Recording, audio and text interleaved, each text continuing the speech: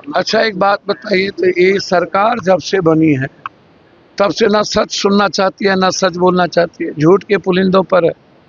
ताश के पत्ते की तरह ये खत्म होंगे। सोनम वांगचुक से लेकर पेपर लीक तक पप्पू यादव ने केंद्र और बिहार सरकार पर साधा निशाना मृत्युंजय तिवारी के इस्तीफे पर भी बोल दिया बड़ी बात।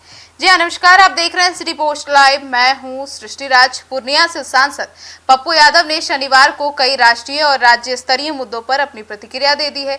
उन्होंने सामाजिक कार्यकर्ता सोनम वांगचुक, पेपर लीक की घटनाओं, आरजेडी नेता मृत्युंजय तिवारी के इस्तीफे और प्रधानमंत्री नरेंद्र मोदी के जलंधर में दिए गए बयान सहित कई समसामयिक विषयों पर अपनी बात रख दी। सोनम वांगचुक के मुद्दे पर पप्पू यादव ने कहा कि लोकतंत्र में हर नागरिक को अपनी बात रखने और शांतिपूर्ण तरीके से अपनी मांग उठाने का अधिकार है। उन्होंने कहा कि सरकार को ऐसे मामलों में संवाद का रास्ता अपनाना चाहिए और जनता की भावनाओं का सम्मान करना चाहिए। देश में लगातार सामने आ रहे पेपर लीक के मामले पर उन्होंने चिंता जताई। उन्होंने कहा कि प्रतियोगी परीक्षाओं में बार बार प्रश्न पत्र लीक होने से लाखों युवाओं का भविष्य प्रभावित हो रहा है। उन्होंने मांग की कि दोषियों के खिलाफ सख्त से सख्त कार्रवाई हो और परीक्षा प्रणाली को पूरी तरह से पारदर्शी बनाया जाए ताकि अभ्यर्थियों का विश्वास कायम रहे। आगे सुनिए क्या कुछ कहते नजर आए पूर्णिया के निर्दलीय सांसद पप्पू यादव। अच्छा, एक बात बताइए, तो ये सरकार जब से बनी है तब से ना सच सुनना चाहती है, ना सच बोलना चाहती है, झूठ के पुलिंदों पर है। ताश के पत्ते की तरह ये खत्म होंगे। आप देख ही रहे हैं, कभी ये राहुल गांधी जी से कभी सदन में बाहर फेस नहीं कर पाए।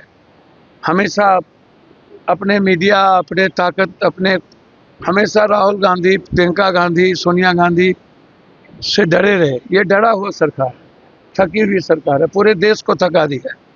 लोकतंत्र खतरे में है, गरीब खतरे में है, छात्र खतरे में है, पेपर क्वेश्चन खतरे में है, मंदिर खतरे में है, भगवान खतरे में है।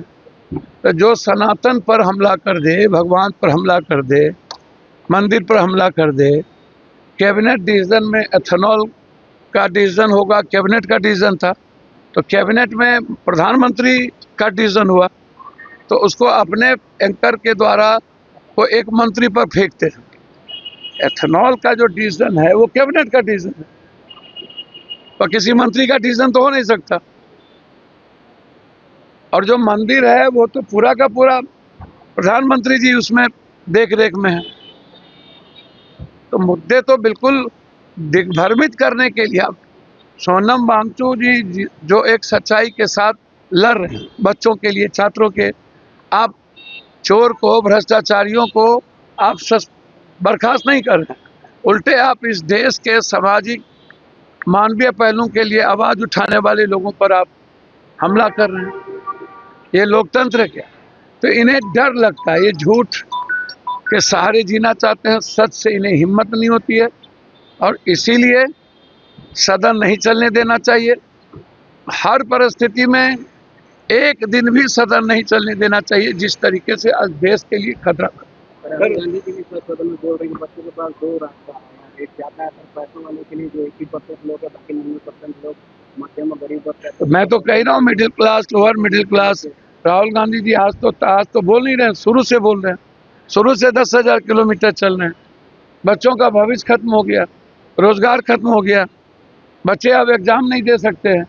7 करोड़ बच्चे प्रभावित होते हैं एक एग्जाम, एक साल में 7 करोड़ बच्चे प्रभावित होते हैं। आप सोचिए ना, इसलिए लड़ाई तो आर पार की होगी। प्रधानमंत्री नरेंद्र मोदी ने कहा क्या